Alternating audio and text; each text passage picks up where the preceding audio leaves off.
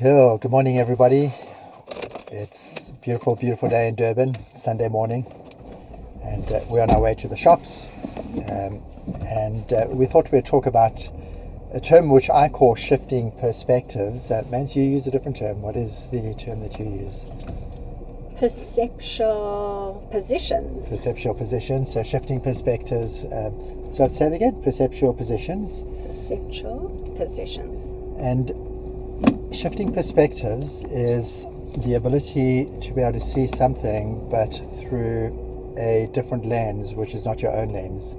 But you use it in an interesting way, Mans. You want to just briefly explain the way that you talk about it? The technique, A technique that I use. It actually comes from my NLP practice, where you'll have three positions. Position one would be your perspective on the decision that you need to make or challenge that you've got, and you would really unpack what does that feel like, what are you thinking about it. You sit with it for about 2 to 5 minutes.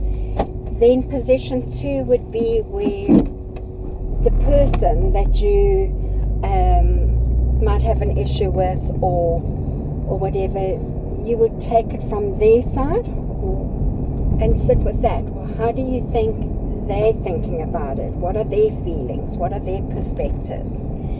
And then third position would be, think of somebody who you feel's quite wise, like Mark and myself, and what would they maybe say? What input would they contribute in just gaining perspective on what they're seeing?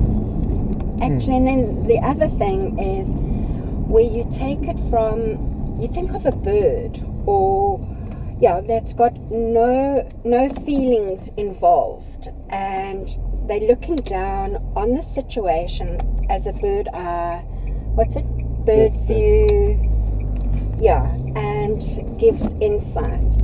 And you often find intuitively, when you go through that whole process, intuitively you do know what is the right decisions when you've sat with all those seats. Yeah. So I think the principle here is the more perspective you can gain about something, probably the better your decision making, and also the better your response to a situation. So shifting perspectives, there's a way I see something, there's a way the other person sees it, and then there's the way that maybe none of us are seeing it, but it's through the seat of wisdom. Detachment would be another way of looking at it. There's a term that we can use here, which is quite interesting. It's called counterfactual thinking. And counterfactual thinking is quite empowering and also humbling. And it recognizes that if I was living in a different country, living in a different time, from a rural area, chances are I might not see what I'm seeing the way that I see it. And it doesn't mean that the way that I see something is necessarily wrong.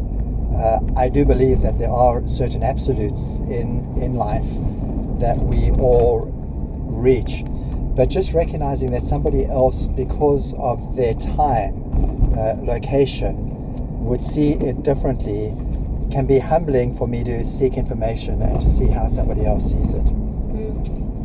Again, in NLP, we talk about the internal map of the world, and my internal map will be so different to someone else's because of things like your spiritual beliefs or your upbringing, like you said, Mark, where you were raised, your area, your culture. And it's to recognize that all of us have a different map, and it is trying to understand what their map looks like. Yeah.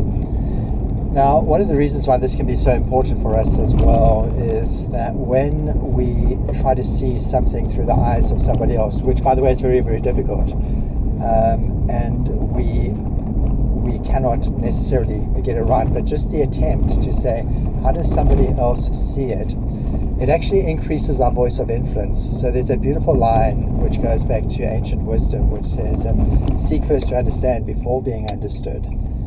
And the moment that we are seeking the other side, another perspective, it actually increases our voice of influence, because when people feel understood, again, very, very, not always necessarily easy, when people feel understood, they are probably going to seek your viewpoint as well. Yeah, I think, like you say, if the other person recognizes that you've taken the time and effort to try and be in their shoes and see it from their side, they will be more willing to be open to hear you. Yeah, and also, when you try and see it through somebody else's lens or their viewpoint, chances are you begin to realize something very important, and that is there's often gaps in our own knowledge. There's gaps in our own levels of understanding. And when you take the time to see it from another perspective, it tends to either broaden your viewpoint or deepen your own understanding, the own thing that you're seeing. Now, I think what's important here, Mandy, we were talking about this earlier on, is that seeing it through somebody else's lens isn't a lowering of your own self, of what you see. Yeah. And do you want to say a bit more about that?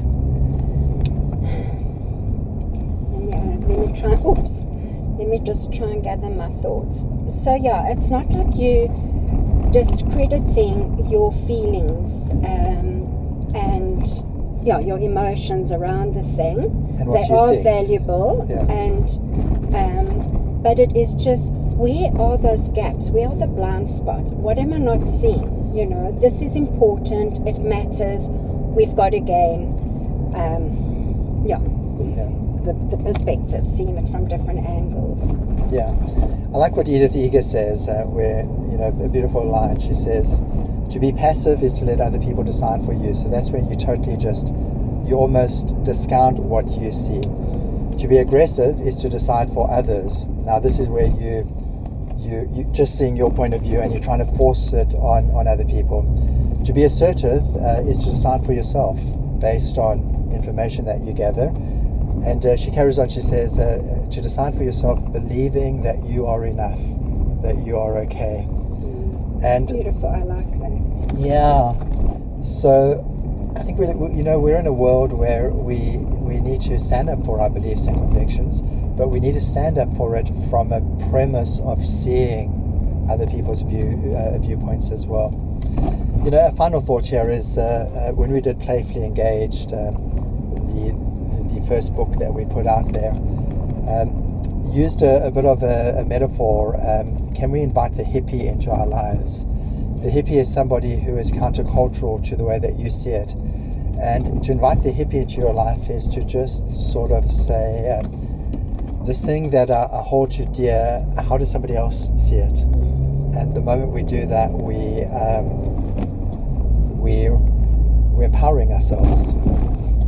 Yeah, absolutely. And so whatever decision you're trying to make or conversation you might be needing to make, consider these different perspectives, stepping into the different shoes, and hopefully what we've chatted about could just support you in getting through it.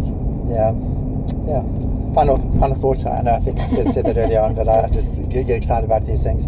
Malcolm Gladwell, in his book Talking to Strangers, says he uses this line. He says, we think we can convert the stranger without cost or sacrifice into the familiar and known, and we can't. And perspective seeking, going to the other side, it's the cost and sacrifice that we need to often do to be able to really understand other people.